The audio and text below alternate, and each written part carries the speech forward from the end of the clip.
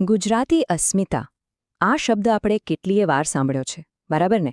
પણ ક્યારે વિચાર્યું છે કે આ શબ્દ આવ્યો ક્યાંથી? કોના મગજની આ ઉપજ હતી? વેલ, આજે આપણે એ જ મહાન વ્યક્તિની વાત કરવાના છીએ. એક એવા શિલ્પી જેમણે ખાલી શબ્દો જ નહીં પણ આખી ગુજરાતી સાંસ્કૃતિક ઓળખને નવો ઘાટ આપ્યો, અને એમનું નામ છે કનૈયાલાલ માણેકલાલ મુનશી. તો માં મુનશીને સમજવા હોય ને તો સૌથી પહેલાં એમના સૌથી મોટા યોગદાનને સમજવું પડે, અને એ બીજું કંઈ નહીં પણ ગુજરાતી અસ્મિતાનો કોન્સેપ્ટ છે. જો આ ખાલી એક શબ્દ નથી, આ તો એક આખી ફિલિંગ છે, એક ભાવના છે. પોતાના ગુજરાતી હોવા પર ગર્વ કરવાની, આપણી સંસ્કૃતિ, આપણો ઇતિહાસ, આપણી ભાષા, આ બધા સાથે એકદમ ઊંડાણથી કનેક્ટ થવાની ભાવના. પણ સવાલ તો એ જ છે કે આટલો દમદાર વિચાર આપ્યો કોણે? ગુજરાતનો જે સુવર્ણકાળ હતો, જે લોકો લગભગ ભૂલી રહ્યા હતા, એને ફરીથી લોકોના મનમાં જીવંત કોણે કર્યો? આ બધા સવાલોનો જવાબ એક જ છે, અને એ જ જવાબ આપણે આજે અહીં જાણવાના છીએ. એ નામ છે કનૈયાલાલ મુનશી.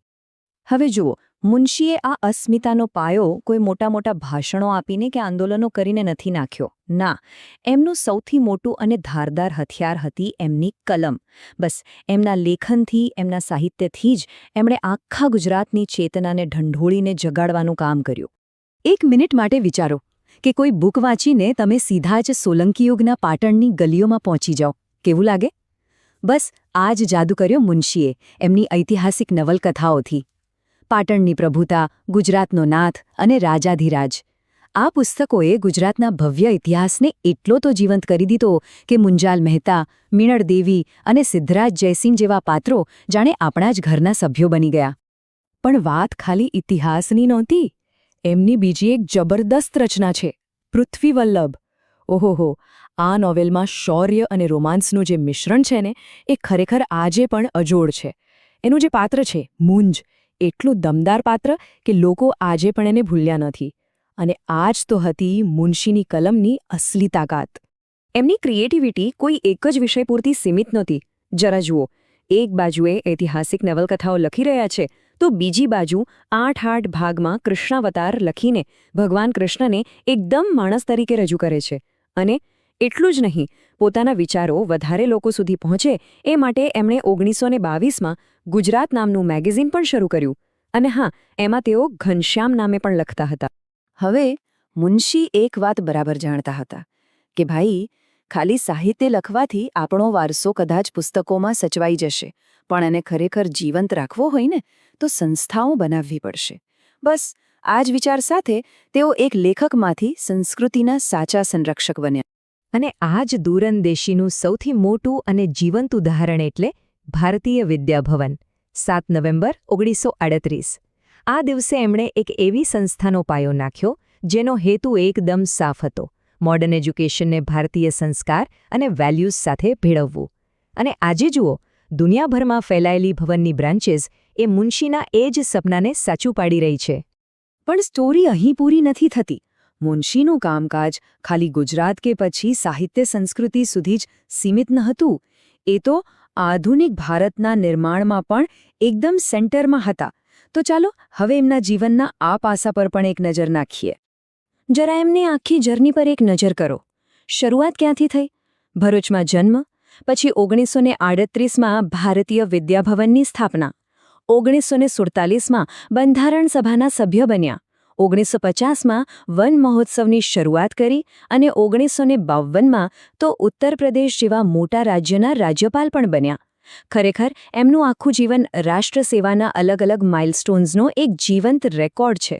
અને રાષ્ટ્ર નિર્માણમાં એમનું યોગદાન એકદમ નક્કર હતું. પહેલી વાત, તેઓ ભારતનું બંધારણ બનાવનારી ડ્રાફ્ટિંગ કમિટીના એક ખૂબ જ એક્ટિવ મેમ્બર હતા. બીજી વાત, એમને સરદાર પટેલ સાથે મળીને સોમનાથ મંદિરના પુનઃનિર્માણ માટે જબરજસ્ત પ્રયત્નો કર્યા. અને એ સમયે તત્કાલીન પ્રધાનમંત્રી જવાહરલાલ નહેરુનો વિરોધ હોવા છતાં તેઓ પોતાના સાંસ્કૃતિક રાષ્ટ્રવાદના પક્ષ પર એકદમ મક્કમ રહ્યા હતા. તમે જ વિચારો, એક જ વ્યક્તિ, એક જ જીવનમાં સાહિત્યકાર, ઇતિહાસકાર, પત્રકાર, શિક્ષણવિદ અને એક મોટા રાજનેતા.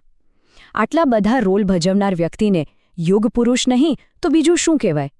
પણ એમની એક એવી ઓળખ પણ છે જે કદાચ બહુ ઓછા લોકોને ખબર હશે. ચાલો તમને લઈ જાઉં વર્ષ 1950માં. ભારત હજી હમણાં જ એક રિપબ્લિક બન્યું હતું અને કમાં મુનશી એ સમયે કેન્દ્ર સરકારમાં કૃષિ મંત્રી હતા. હવે બધા એ જ વિચારતા હતા કે એક લેખક, એક સાહિત્યકાર એગ્રીકલ્ચર મિનિસ્ટર તરીકે શું કરશે? અને એમણે કંઈક એવું શરૂ કર્યું જે આજે પણ આપણા જીવનનો એક ભાગ છે, વન મહોત્સવ. જી હા, વૃક્ષો વાવવાના કામને એક બોરિંગ સરકારી પ્રોગ્રામમાંથી બહાર કાઢીને એને એક આખા દેશનો તહેવાર બનાવવાનું શ્રેય કનૈયાલાલ મુનશીને જાય છે. આ બતાવે છે કે પર્યાવરણ માટે એમની સમજ અને વિઝન કેટલા ઊંડા હતા. એમના આખા જીવનનો સાર જો એક જ વાક્યમાં કહેવો હોય તો આનાથી વધુ સારું વાક્ય કદાચ નહીં મળે.